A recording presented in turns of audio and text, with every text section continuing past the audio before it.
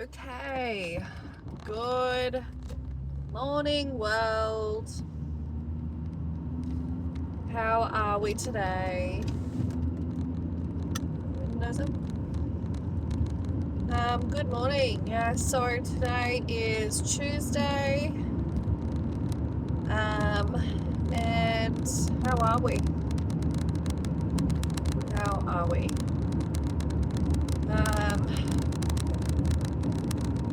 So obviously yesterday's video was emotional, to say the least. And you know, more and more information has been coming out about what happened in Bondi and the people involved. And as suspected, the two identified gunmen were related to each other. They were father and son. And I was kind of pissed off, to be honest, this morning to find out that the father wasn't even an Australian citizen. He was on resident visas. And yet he was able to legally have a gun license and own 6 weapons, and those 6 weapons as well were, hunting rifles and things like that. It's all good, very well for the government or for representatives to come forward now, isn't it, and say, we can always look back and think about things that we could have done better, like maybe have security positions where we knew was going to be the first, the celebration of the first day of Hanukkah, to provide some security to the Jewish community. But they didn't, even though apparently there's been calls for more protection in Australia for that community for quite some time. But, that's always kind of the way, isn't it, with governments. They pretend like they care, and then, it's always after terrible things that they go, oh yes, well, in hindsight, perhaps, we could have done some things, but there's no point in, focusing on that now. Now we'll just focus on what we're going to do moving forward,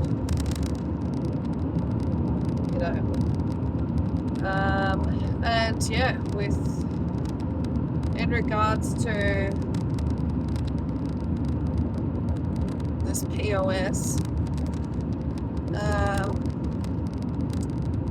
not being an Australian citizen and yet being able to have a firearm license, I cannot comprehend that, nor can I comprehend how he managed to prove to the gun license authorities that he had a genuine need for having how many guns he had and the type of guns he had. I mean, he lived in the freaking suburbs of Sydney, and apparently his son, who, yes, was born here, was a part of a hunting club, allegedly, and that he liked to go hunting. So, I mean, there's been no mention of him having a gun license, and I wonder if maybe, it was his dad providing the guns for him to go hunting with. Probably.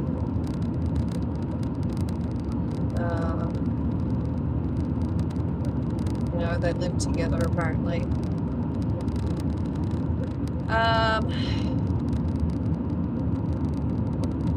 So, you know, that's really frustrating to hear.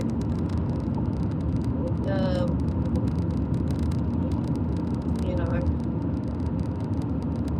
I mean, I just don't understand. You know, and then they're talking about how the reason why the son was known to security agency authorities, like Australian security, is because he was investigated for potentially, you know, terrorist connections, potentially, and like maybe to an Islamic State cell. And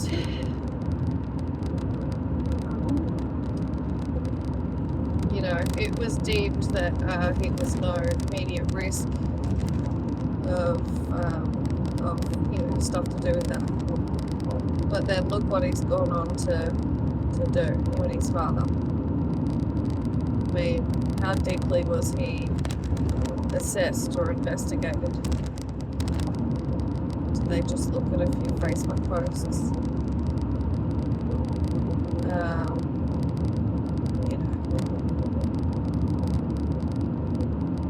I mean, obviously there has to be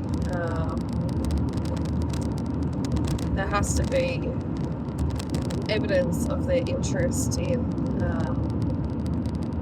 all of this sort of stuff somewhere, doesn't it? You know, people must have known something.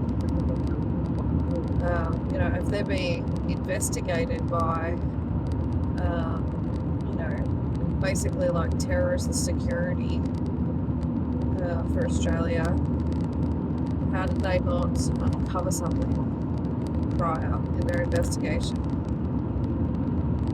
I mean, how well hidden was their interest in this sort of stuff? And you know, I'm not 100% alleging that they were a part of a Islamic State terrorist cell or something like that. And I did read that the son was taught for about 12 months about the Quran by some, you know, sort of leader who teaches things about that. Sorry, I don't have the official terminology.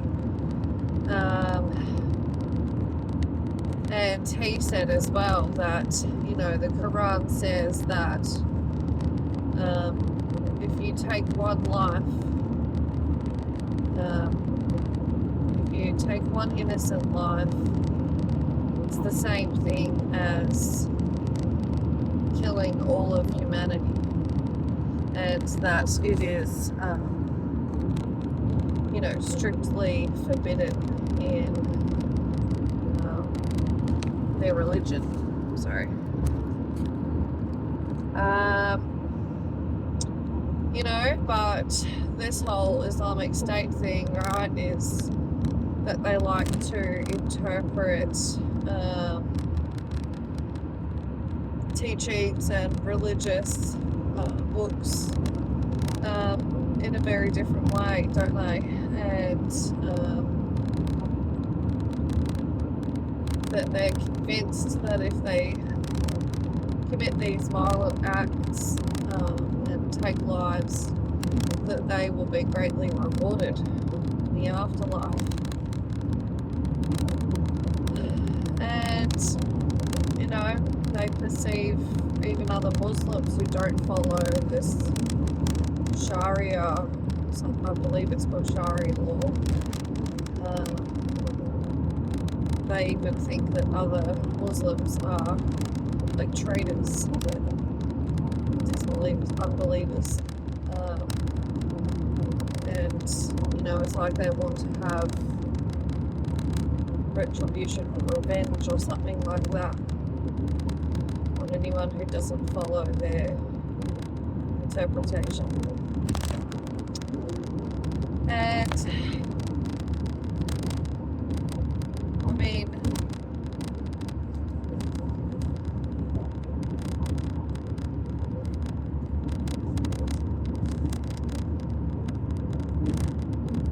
know, what gets me is, number one, first and foremost,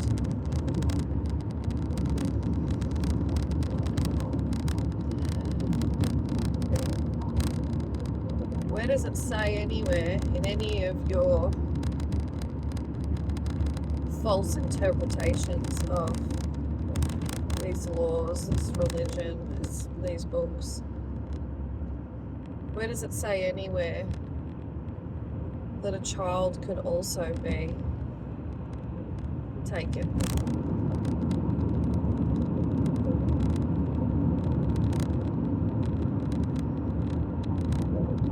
Does your Sharia law allow for killing children?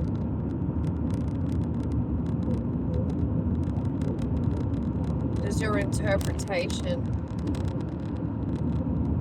your violent interpretation, say that it's okay to kill innocent children? You're going to be rewarded in the afterlife for that, are you?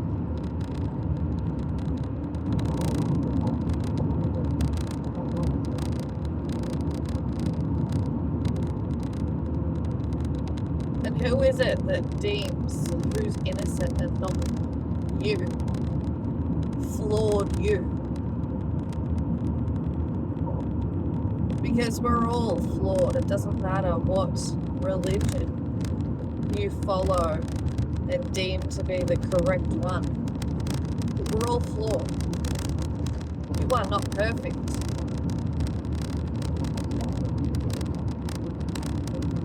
No one is perfect.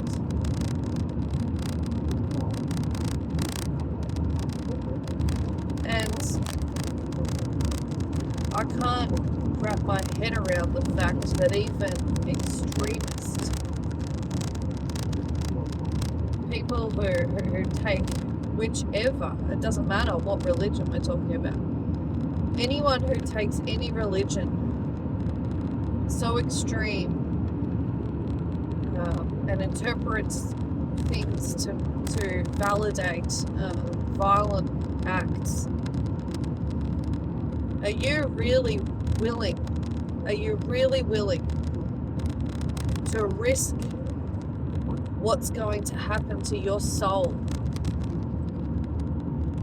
after you leave this world? Are you really willing to gamble that?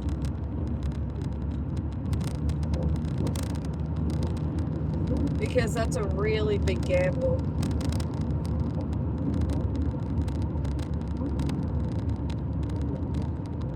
And what if you're wrong? What if you're misguided? What if you've been fooled? What if you've been tricked? Are you really willing to be a part of something and commit violent acts against other souls? Are you really willing to gamble what's going to happen to your soul?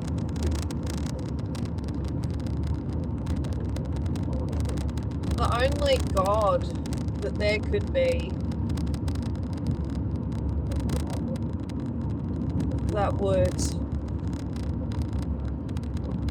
ask for or expect or reward murdering of innocent people going about their lives is a false idol.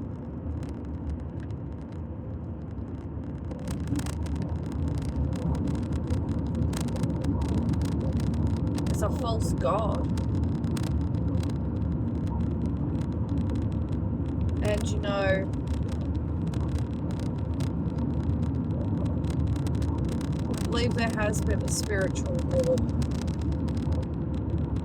since the beginning of time.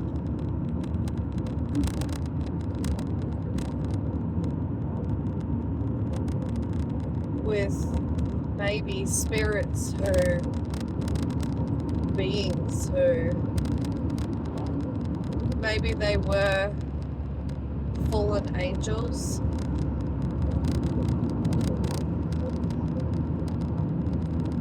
Maybe they were just selfish, self-absorbed, greedy beings who wanted glory, wanted worship the way that God has.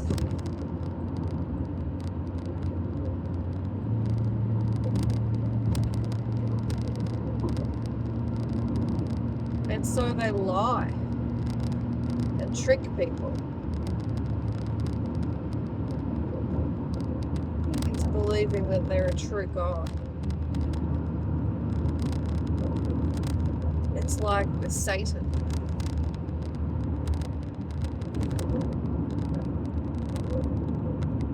You know, I think a lot of people fall under some sort of spell.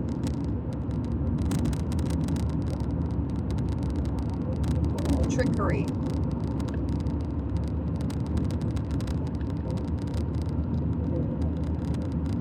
And before you know it, you have behaviors and thoughts that are not holy or pure. They're not of God.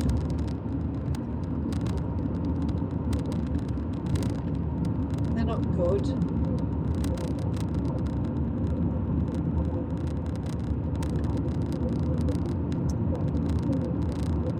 And again, I'm not talking about any specific religion.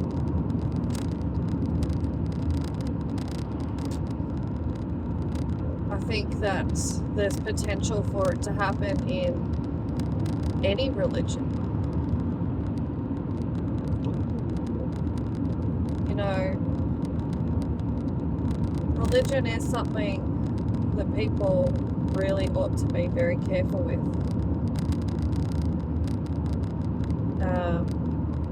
I believe that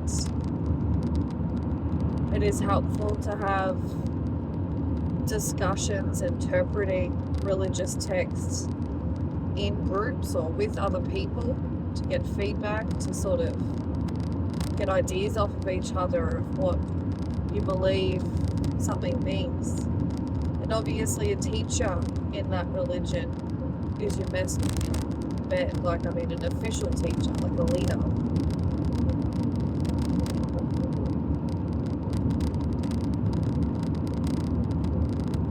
But if something, you know, we all have a compass inside of ourselves. And it tells you whether or not something is good or bad. Whether it's something that somebody else is doing or whether it's a thought or an action of your own. We all have that inner compass of morality.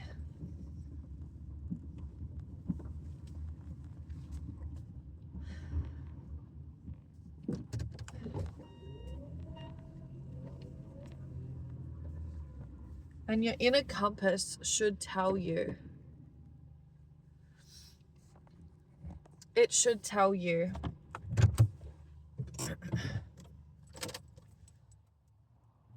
not to believe something that is extreme or violent. Your inner compass should tell you not to trust something that must cause conflict inside your physical body, inside your mind, inside your heart. Your inner compass should tell you that the correct way to be and live your life, no matter what religion you follow, is to be kind, empathetic, and peaceful. That should be a no-brainer for every single human on earth, whether you're religious or not. And if you are religious, it shouldn't matter what religion you follow. And if your religion is being interpreted to you or by you to suggest anything else, then you are wrong. You are wrong. And you are not going to be rewarded in the afterlife. You are fooled to think that. And I really hope that anyone out there who is so misguided and so confused about that really thinks about what I'm saying if you watch this. And reflect inwards. Reflect inwards. Connect with God. And He will tell you what is right. You will know what is right in your heart. Do not be tricked by evil.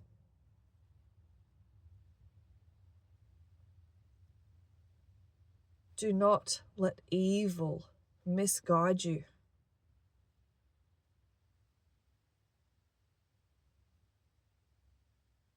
Live your life with love, with compassion, with peace.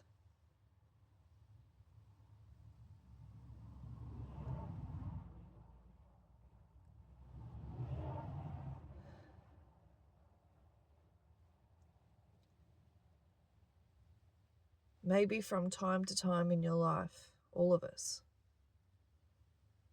we should all be taking time to reflect inwards and make sure that our moral compasses are working.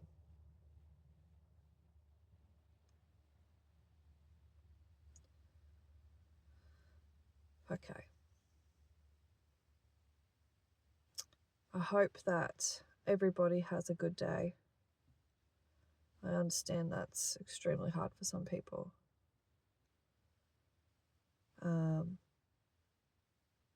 But as always, I wish the best for everybody.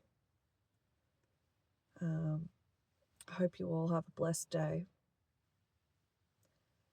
Do remember, even during times that are very difficult, sad, negative, do remember to try to be positive. Don't let the world dig an early grave for you. Have a good day. I'll see you all tomorrow.